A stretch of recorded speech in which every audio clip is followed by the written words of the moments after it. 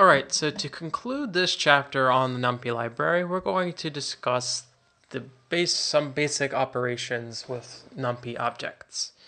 So these operations are basically basic mathematical functions, and other operations that can be performed on ND array objects.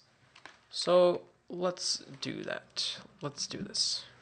So we're going to start off by defining x as a linspace, so linspace with the following. We're going to say 0 to 6.28 and then in steps of 20. So we have several functions we can do. So we have print, and we're going to calculate the sign of so we're going to use sign. The sign function, the sign method, what it does, it applies sign to every element in this array. So it's going to be sin, and our argument is x. So calculate the sign of each element.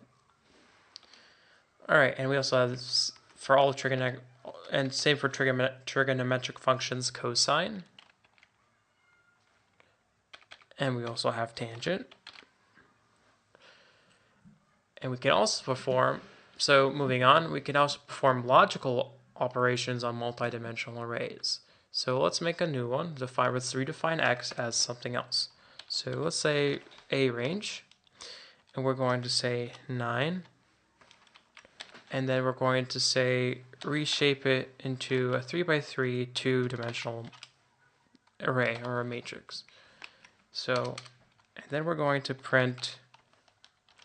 So when we use a condition, it'll display the Boolean values equivalent of each element checked against this condition.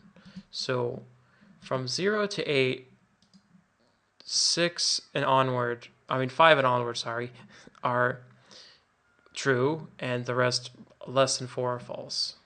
So likewise, you can do less than, you can do greater than, less than, equal to. Oops, I opened the new one. There you go. And moving on, we can also raise elements to some number, so we can use powers. So you just use the 2 star like that, and you raise each element to the power of 2. You could do it likewise for 3, and so on. Now, if you want to raise, you can also raise number e to the elements of the arrays. So if we use mp.exp in parentheses x, e will be raised to each of the elements in the array. So e to the power of 0, e to the power of 1, e to the power of 2, and so on. And also, we have multiplication, addition, and subtraction on these elements, which is possible using just basically the following. You just take your object, which is now x, and you just, multiply it by 4. So each element will be multiplied by 4. Likewise, you can do minus 4, and you subtract 4 from each element. And you do plus 4, you add to each element.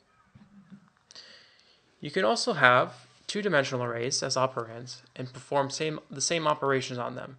However, you have to note that operations are performed on elements on corresponding indices.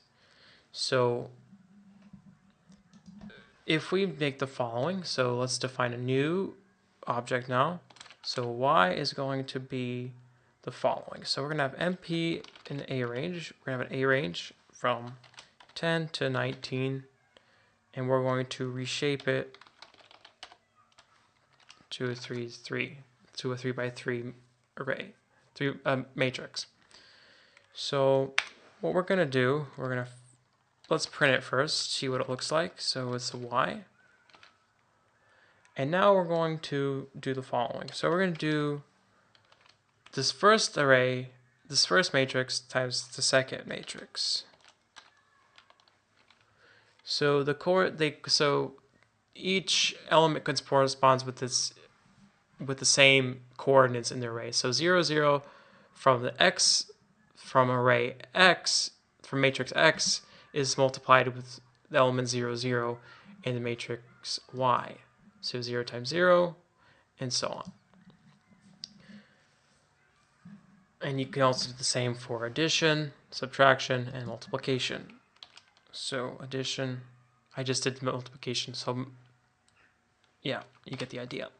So addition, subtraction. Anyway, moving on. So basically the last thing we'll be talking about is to multiply two matrices, we have to use the following syntax. So we're going to use a method called dot. It looks like this. It's going to be dot. Anyway, so let's make two new arrays. So we're going to do A equals mp dot array. Making a new array now. It's going to be two-dimensional. So we're first, I should do this. There we go. We have 2, 2. And we're going to have our final element 3, 3. So check out. Yep. All right. So that's our first matrix. And then we're going to have our second matrix, B equals np dot array. Two-dimensional because we're working with matrices. So 1, 2, 3, 4, 5. Then another array, 1, 2, 3, 4, 5. So you should note here, when multiplying matrices, we need to make sure the number of columns of the left operand are equal to the number of rows of the second on the right, the second or the right operand. So we're going to use that dot function now. So we're going to do print a dot dot in parentheses b. So we're multiplying it with b.